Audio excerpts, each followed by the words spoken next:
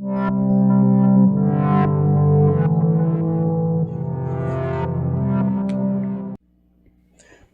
and witches, wizards and witches, wizards and witches, wizards and witches, wizards and witches, wizards and witches, wizards and witches, wizards and witches, wizards and witches, wizards and witches, wizards and witches, wizards and witches. How's it going? This is the Unknown Unknowns podcast, and I figured I would, just a little addition to my intro song, I figured I would add just a little bit of wizards and witches, and I just realized that I did not set up one of my lights, but maybe the shadow was a little cool, a little mysterious, looks like I got a friend over here, because of, social distancing. Is that friend too close? Does this friend need to get further away? Is this friend going to give me something that, a disease that, I should be afraid of? I don't know if I'm gonna really make any friends with this podcast. I really haven't talked a lot about anything with the coronavirus or anything like that. And, it's really, I think with a lot of people and also with myself, I really think it's really starting to weigh on a lot of society. So one thing, I decided this week, I was like, yeah, this week, this podcast, I'm gonna talk a little bit about my opinion of what I think about the entire, coronavirus situation, the quarantine, the social distancing, the, unbelievable amount of precautions that we're building around ourselves, the bubble wrap that we're putting around ourselves. And so I don't really think it's going to be very popular with a lot of people. And then there's the part of me that it's just my opinion. I'm not an expert, just sitting, in my little studio and just giving my opinion. You ain't got to take anything from it. Like I said a couple episodes ago, if I'm saying something that you don't agree with, that you don't like, just go watch something else. It's no big deal. Come back later. I'll be talking about all kinds of stuff. I was supposed to talk about the movie Seven last podcast, never got to it. And then I was like, I'm going to talk about it for this podcast. And, happy Monday the 13th, even though it's Tuesday the 14th, because I didn't realize that today was Tuesday, because my days are just gone. I really wanted to, because this is episode 13, so I wanted to do it on Monday the 13th, because in my tattoo shop, I used to run a Monday the 13th tattoo special. And if y'all know anything about tattoos, tattoo shops run Friday the 13th tattoo specials, and it's a $13 tattoo with a $7 tip. So the artist gets $20. They do like 1,000 tattoos that day. So they're super simple tattoos. Usually take less than 2 to 5 minutes to do. It's quite hectic if you get into a shop that does that, just because you work very, very hard that day as far as an artist goes. And so I used to not run the Friday the 13th tattoo special, but I used to run the Monday the 13th tattoo special. And people used to ask me, well, what's Monday the 13th? And I used to tell them the same thing as Friday the 13th. Absolutely nothing. Okay, because if you look them up, there's like 5 or 6 a year. Sometimes they're special and there's only one a year, but most of the time it's minimum 2 a year. Usually it goes into the 3 to 5 range of Friday the 13th throughout the year. So it's not really nothing special. I think it's just because of the movie, which I am a fan of the movie, and I definitely suggest going watch it. Jason Voorhees' mom did it. Spoiler alert. Past One, I don't recommend any of the movies past one, but everybody's a critic. That's just my opinion. So, oh, if you want to reach out to me, please feel free to do so. Boudreaux Comedy, Boodro comedy at gmail.com, and also boudreauxcomedy.com, and Boudreaux Comedy on all social media, Facebook, Instagram, Reddit, everything you can imagine. I've pretty much snagged up, and going to continue to do so, continue to make it better. The princess has joined us. The Princess Mimu is here. She wants to come. She wants to talk about the coronavirus. So here we are. We're in a mist. How would you say that word? The coronavirus pandemic here in the United States of America. I'm currently in North Alabama, having to deal with it. I've been an essential employee the entire time, so where everybody else has had time off of work, I have had none. I've actually had an increased amount of work with extra precautions, and I guess maybe that's a little bit of where my bitterness around all of this comes from. And going to town and, society. And look at this sweet kid. He's a sweet kid. She's gonna bite me. She's been biting me hard because she just wanted attention. She's been like, let's do a podcast. And I haven't been really feeling very creative because of, the extra efforts I've been having to put in, the irritation and aggravation that I haven't been having to deal with at my place of employment. And so all those things said, my opinion is that we need to realize that we are human, and it's human nature. I told you she was gonna bite. Gosh, she bit so hard. I guarantee she broke skin on that one. You gotta stop biting so hard. Jeez. Like, I can't control that. She's going to do what she wants to do. And just like this virus, we can't control this virus. It's going to do what it wants to do, okay? So I heard a little bit of a stat. I don't even know if this is right, but I'm going to just say it. If you take the sharpest pencil in the world, she's biting me again because she wants attention.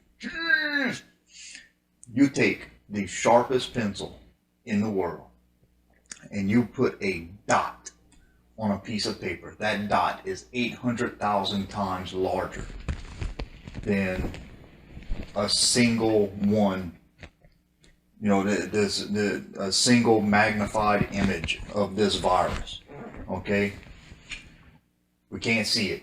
It's a ghost. It's floating around us as a ghost, okay? So that being said, how can we control that? All right? Oh, don't wear a mask. Oh, wear a mask. Oh, social distance. Stay in your house. You go to town, but you can't go to town past 5 p.m. unless you're an essential employee. You can't be on the roads earlier than 6 a.m. or unless you're an essential employee. Carry this letter because this letter guarantees your safety. Oh, if you work for Grubhub, guess what? You're immune to the virus because Grubhub has never stopped delivering food to complete strangers. Okay? Does anybody get how asinine this sounds? Like I say, if you're a Grubhub employee, I'm getting ready to apply for them because, then you're automatically immune to any sickness because you can deliver food to anybody, total strangers. Hand sanitizer. Use hand sanitizer every freaking time you touch any little thing. Any little thing, use hand sanitizer.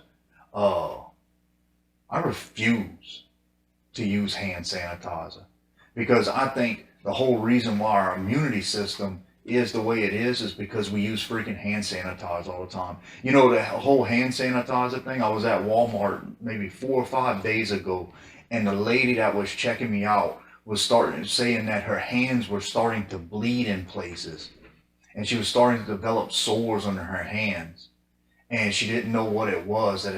She didn't know if it was some kind of variation of the coronavirus.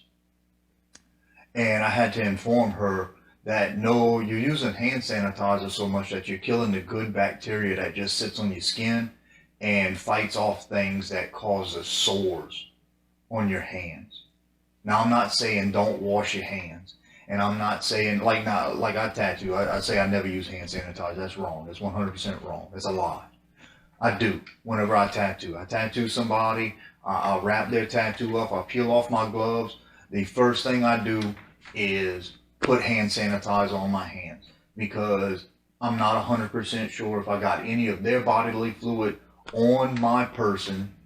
And if I do, I treat everybody the same. So I treat everybody like they have something. And so I hand sanitize it in. But other than that, going to Walmart, I don't clean the buggy. In fact, like, I mean, you can choose to believe me if you want, but about a month ago, before all this crap happened, I went to Walmart, and it was probably about 2 or 3 o'clock in the morning. And whenever I got there, the lady in front of me sitting there just wiping her buggy all down. I mean, wiping her buggy down with the sanitized wipes that they have right there at the entrance, you know, and it's late, you know, and late at Walmart at that time, you get the crazy people, you get the people that don't make sense all the time. And so, you know, she's sitting there and she wipes this whole buggy down, and then she looks over at me, and whenever she looks over at me, I just bent down to my buggy, to the handle, and I touched my tongue to the handle. And the look she gave me, she looked at me like I was a psychopath. And I just went on my merry way. It's kind of like the same time that one time this was years ago, but one time I went to Walmart and I was having a cookout at the house and I was doing bacon wrapped shrimp. And I just walked up to the bacon area and they had 2 women standing there. I just walked up to where the bacon was and I just grabbed the first 2 packs of bacon that were right there. And one of the women told me, she was like, God, I wish I could just walk up and just grab 2 packs of bacon like that. But I have to look in the little window, you know, the little bacon window where they put that prime piece of bacon, because that's the only one that really looks good. All the rest of them look like crap. And so she was like, oh, I gotta look at that window.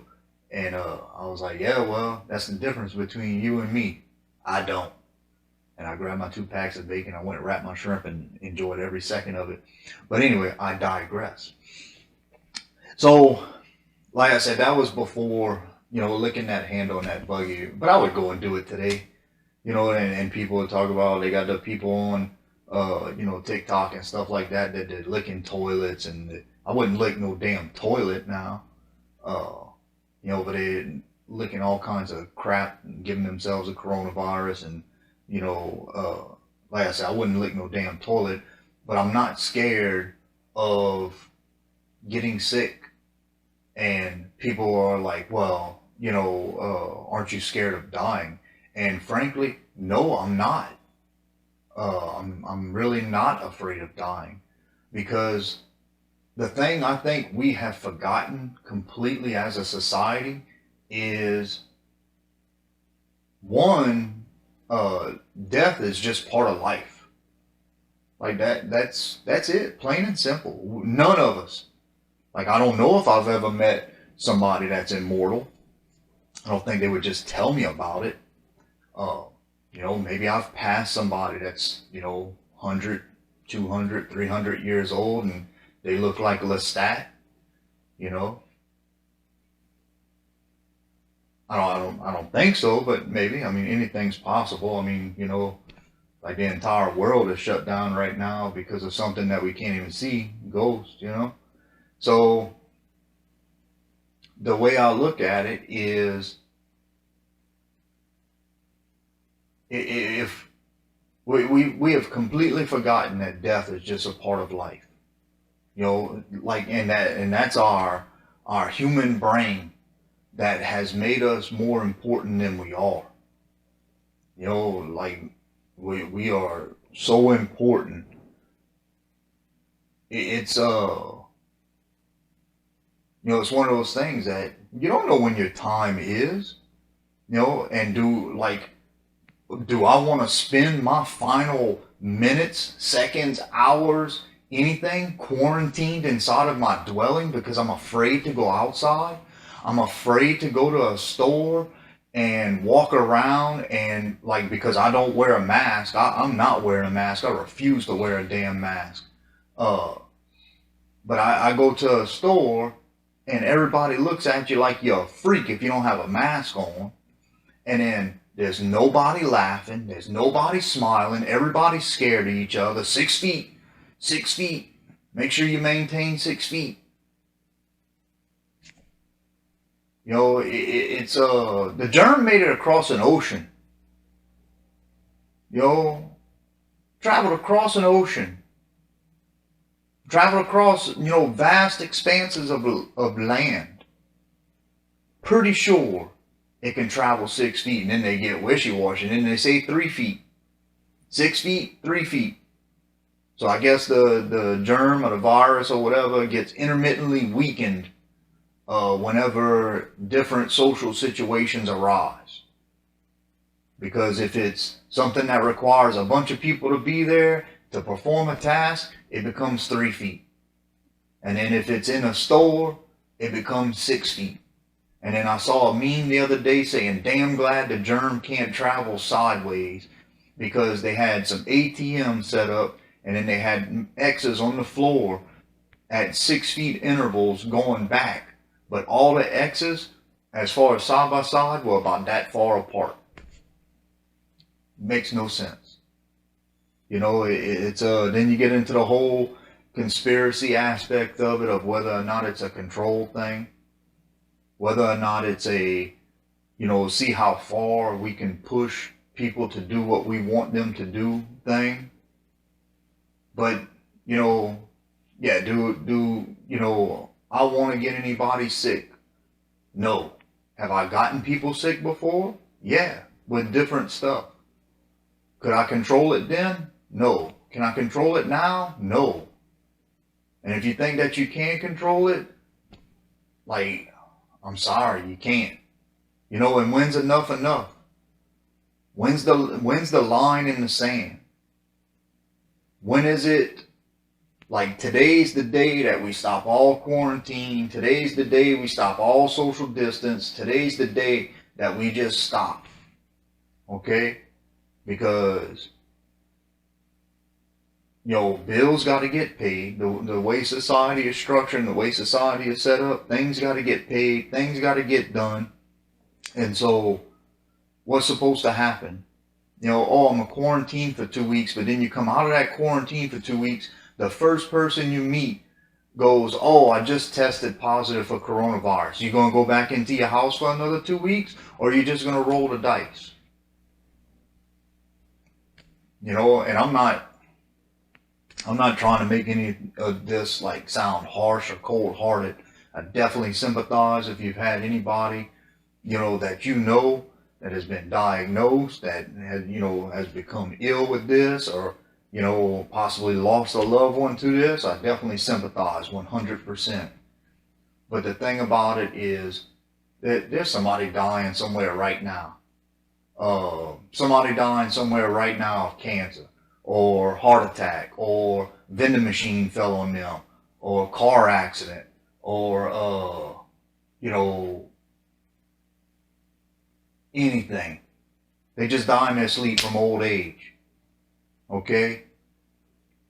Death happens. Like the Vikings used to celebrate death. Vikings were proud to die. Okay? Because that's how they got to heaven. That's how they got to Valhalla. They had to die, in battle. They had to die in a battle, but still, they celebrated death. They were not fearful of death, because they realized that it was part of life. It was something that they had to accept. And I don't know. Like I say again, I'm not an expert. This is just, the other day it just really got to me. I'm sitting in town and I'm walking and I'm listening to a podcast, and I was laughing. You know, I'm not wearing a mask. I'm laughing, and I got people looking at me like I'm the biggest piece of shit on the planet, and it really, really bothered me. It bothered me that we are now not just scared of a ghost. We're scared of each other. You know, we're treating each other like we're our own assassins. We're treating each other like, you know, whenever 9/11 happened, you know, everybody embraced and everybody came together and everybody, you know, was like one, you know, and then, you know, time passes and, you know, things happen and nation becomes divided. And I'm not going to get into the whole, that political realm or anything, but still, you know, so there's all kinds of division there, you know, no matter how you see it. Like, you know, the way I see it in my world, I didn't really see any division. I, you know, have friends of all races, colors, creeds, sexual orientations, and it means nothing to me. You know, they're good people. I enjoy being around them. I don't care what they look like. I don't care what they do in their own time. But what the narrative that we're being sold is that there's an issue, you know, and so now you take all of that and then you compound it with just so much fear, just tons and tons of fear, and you get a society that walks around and looks at everybody else like they're some kind of assassin, you know, or disease, or somebody that's gonna get me or one of my loved ones sick, you know, and it's just not right. Like, I want to be able to have fun. I want to be able to go out and live my life. And as far as, you know, isolation and social death, I guarantee that's doing more damage to more people than if anybody got sick. You know, if you look at the numbers, if you truly look at the real CDC numbers, it's the flu. And I don't know, like, I'm honestly, like, I'm on one of the bandwagons that I honestly think me and my family had this in November, December time of last year, because we had flu-like symptoms with a super dry cough. We kept passing it back and forth in the house, back and forth, back and forth, back and forth. I missed a few days of work because I was sick. I couldn't go in, fever, you know, back and forth, back and forth. And it all culminated with my little boy ending up with pneumonia. Flu-like symptoms, super dry cough, ends up, he's got fluid in one of his lobes of his lungs. And then, like, after that, it went away. And we all got better, and none of us have been sick since. You know, so has a majority of society had this already? I don't know. Again, not expert. You know, so if you don't like what you heard or you don't like what you're hearing, you know, just come back to next week's show. I should be talking about the movie Seven, and I don't know if it'll even be a week. I think it'll be a few days. Because I'm getting a little bit of a creative spark back, you know, so some people are gonna be pretty happy to hear from me sooner than later, because like I said, that creative spark has been hitting for a few things, and so one person sent me a message, and he's gonna want to know that I'm gonna be drawing. I'm gonna be drawing a lot, so get ready. You know, so I felt I just should talk on this a little bit. Like I said, it's one of those deals that I really wasn't going to say anything. I've made a conscious effort to try and not say anything about this subject, just because it was so flooded. You know, Facebook so flooded with everything.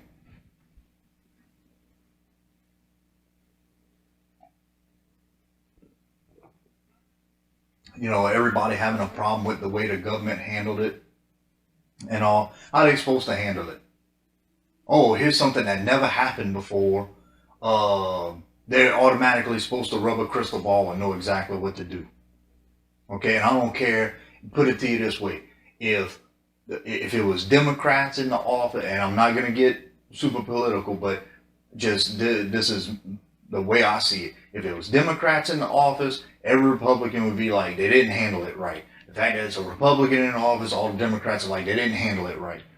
The way I look at it is, whenever they started talking about this, I could have told you right then and there that it wasn't gonna please everybody. Okay? Because where I'm from, I'm originally from the Gulf Coast, okay? We deal with hurricanes all the time. All right. Guess what never happens right? Whenever there's a catastrophic hurricane, it's never dealt with correctly. All right. Whenever Katrina happened, I don't know if y'all remember whenever Katrina happened, but it was a shit storm of trying to get aid, trying to get help, and then Katrina didn't even really affect my area too bad. It mainly did a lot of damage on New Orleans, but the hurricane that hit 2 weeks after devastated my area. And guess what? It never made the news. Guess what? It didn't get handled exactly right. Did I sit there and bitch and complain? No, I just did what I could do to make the situation better. So like I'm getting so freaking tired of Facebook, man. We got a bunch of armchair quarterbacks sitting there saying this should be done, this should be done, this should be done. You know what? I'm not a social expert, and I'm not a germ expert or a virus expert or a medication expert. So all of these things, I'm not going to talk on any of them because I don't know shit about shit. Everything I said today, tonight on this podcast, it's 100% just my opinion. I don't know if any of it's right. I know we die. I know we all die. Everybody dies. That's 100% guaranteed. Some people go sooner, some people go later, but everybody dies, no matter what. Okay? And that's the things that we gotta accept. You gotta accept it. Death is gonna happen. You're gonna be sad. You lose somebody close to you, you're gonna be sad. Celebrate their life. Celebrate the things that they've accomplished. Talk to them. Find out about their life before they're gone. If there's somebody elderly in your life, go sit down and talk with them instead of sitting there worrying about when they're gonna die. Go and sit and have a conversation with them.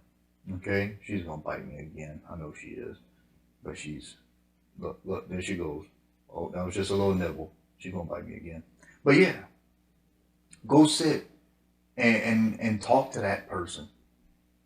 Find out about their life. Carry on their legacy with their stories. Don't sit there and sit there in fear and wait for them to die. Okay? You think about old people. You know what people never think about whenever they think about the elderly? Is those elderly were children. Those elderly have so many stories that got them to where they're at. And you don't know any of those stories. About the most I really know as far as stories about my grandfather as a little boy is him and his brothers used to go into the cane fields, and whenever they were draining the cane fields, they would sit there with sacks of crawfish sacks, and they would fill up crawfish sacks as the water ran out of the cane fields. They would fill up these crawfish sacks of crawfish, and then him and his brothers they would go to the farmer's market, and they would sell the crawfish for 5 cents a sack.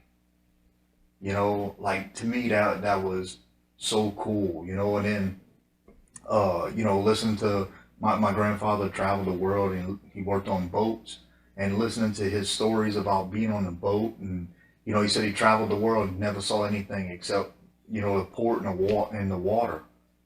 But still, he had all these stories from all over the world. And my grandmother, getting to sit with my grandmother, while she was going through chemo and everything, and just getting to talk to her. And those are the moments that are precious. you know it's one of those things that it's gonna happen. So make value of it now. Don't wait until it's too late. Okay. So that's a that's about a 30-minute episode. I think I'm gonna do another one. I can't do another one tomorrow. I got a little project in the works, so I got to go take care of that tomorrow evening. But I think I'm gonna do another one Thursday, and I think I'm gonna try and do the movie Seven. I might try and watch it again, just to where I'm not sounding like an idiot, even though I've seen it 100 times. I might try and watch it again, and then do a little bit of a interpretation of what I get from the movie. And you can kind of see what I get from movies whenever I watch them. But it's I think I'm gonna do Fight Club too. Today, myself and my coworker were talking about Fight Club. His name was Robert Paulson. His name was Robert Paulson. So we're talking about Fight Club. So I might do Fight Club also, just another really good movie with a ton of dialogue and a lot of scene selection that really adds to the story of the movie. If you're still listening, I greatly appreciate you listening. Again, be conscious of what you do, but we need to let go a little bit. We just need to accept faith. We need to accept fate. Have faith that we can keep ourselves safe. Have faith that we can, keep society moving by educating those that are coming after us. Pass stories along. The tribes used to be storytellers. Used to have storytellers in tribes. We don't have that anymore. Now we have Facebook and Twitter. We don't have. We have social distancing. We don't have socialization. You don't have gatherings anymore. You have get away from me, and it sucks. I'd much rather just accept that there's a chance that I'm gonna get ill, or that somebody around me is gonna get ill, and we just make the most out of the time that we have while we're here. I don't want to spend it locked in my house. I don't want to spend it going to town in a store, living in fear of the people around me. So if you have any feedback or anything for me on the podcast, would you stop? If you have any feedback for me, hit me up. Boudreaux Comedy, BOODRO Comedy @gmail.com. You can hit up Princess Mia too at Princess Mia is the cutest kitty, and she really likes to bite my ear. Princess Mia is the cutest kitty in the world.com. And so this is going to upload tomorrow. I'm doing the live Facebook thing. Whoever has joined me here and there, thank you for doing so. I appreciate it greatly. But have a good night, and be good. Later.